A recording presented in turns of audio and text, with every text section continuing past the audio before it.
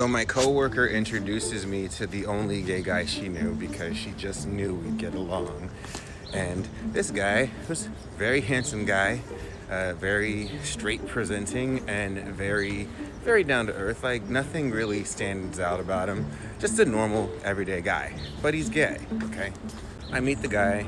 We end up chatting for a little bit. I'm gonna find out he's not really like open about it because it never really comes up in conversation.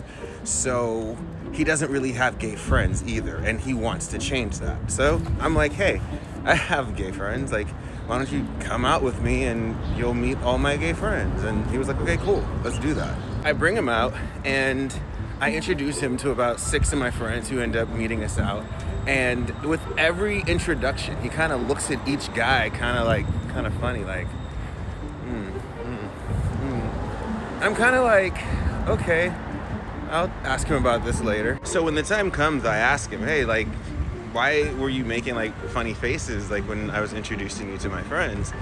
His response was, well, when you told me you had gay male friends, I didn't know that they were all going to be feminine. So I'm looking at him like, whatever do you mean? Like, huh? He says, every one of those guys you introduced me to want to be girls, except for the one who looked straight till he opened his mouth. He asks, why do you have so many feminine male friends? And I was kind of taken aback. I was first never really realized that was the case. But the other thing that I really thought about was I've hung out with guys like him before, now that I think about it. And he's why the majority of my male friends are feminine, because the feminine ones tend to be a lot more interesting than the guys like him. And they can hold conversations, and they're fun to hang out with, and they give you all the chisme, the bochinche.